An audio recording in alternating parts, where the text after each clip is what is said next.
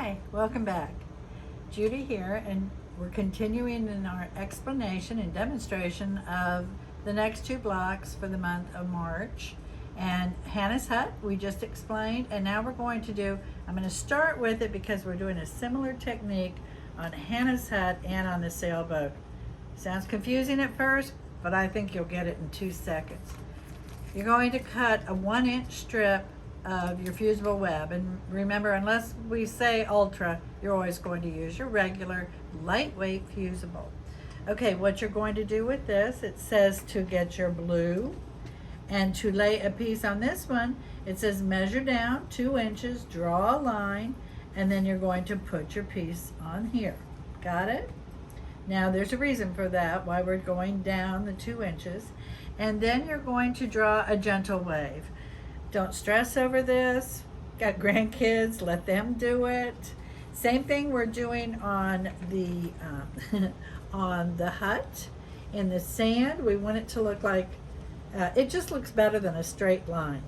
Okay, we put your fusible on there, and this one I did it at the top, did a gentle wave, and then you cut that away.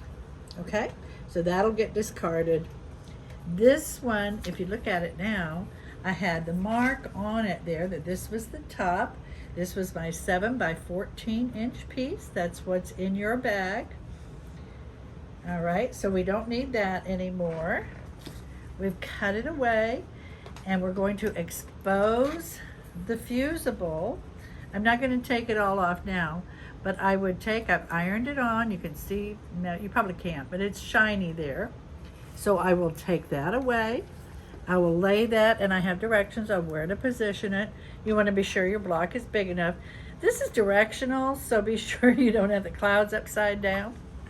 Okay, so we're going to do that. We're going to do the same thing with this, and that's how your hut ends up being kind of cool there. All right, so I'm going to move the hut out of the way now. We're done with that. And here we go. We've got our sailboat. I love this block. I think it's so cool. And I would go to sleep at night trying to think of a cute way, a fun way to create the illusion on these blocks. So on this one, I'm going to now take, as soon as I put it on there, and remember what we're going to do with this? We're going to make sure that this block is big enough. I'm going to draw my line around this with my Frixion pen. You can also use just a regular pencil because that will be in your seam allowance. So there we go. I'll have that all drawn in. Let's move on now to our finished block. Ta-da! Angie did this one for me. I should have her turn the camera on herself for a minute. She's awesome. She's my big helper. I tell you, she's awesome. All right, so here we have our finished sailboat. Yay! I just love this one. Now, lots of fun techniques on this. So your first thing you're going to do, you're going to fuse this. That makes sense? Sure it does.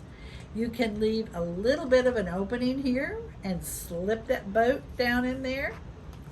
Okay. Now, the only thing you're going to say, Judy, what are you doing there?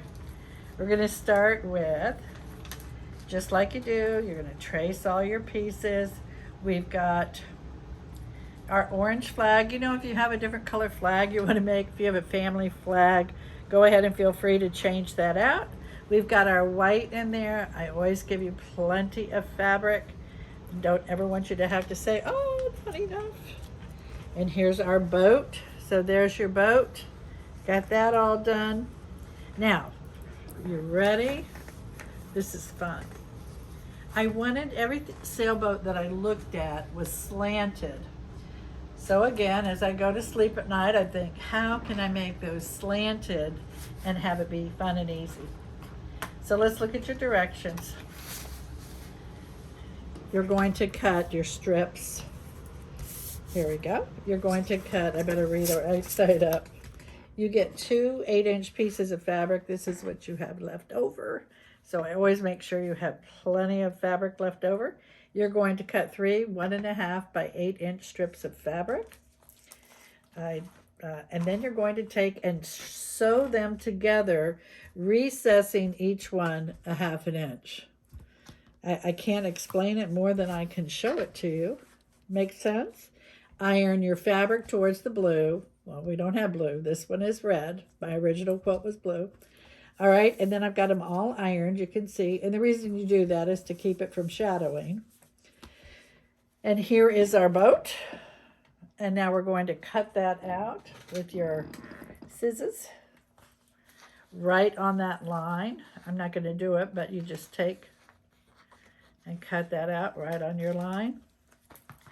And there you go. Easy peasy. Didn't it turn out cute? I thought that turned out really cute, and it looks authentic. Now, speaking of authentic, I was on boats as a child. Angie was on boats as a child. We looked at a lot of pictures, and when I originally did this, the mast can be several different places. You can also, I have a picture of it there, but let me show you how you can make yours. And here's your other product. This is a stabilizer. It is I like Pella, but whatever brand you like. If you are fusing through one layer, you need to do something to stabilize that fabric. Here you can top stitch these, and I'm going to have Angie kind of get in on that. And let me put the block back up here. Let me put our other block up here. Where did it go? Oh, here.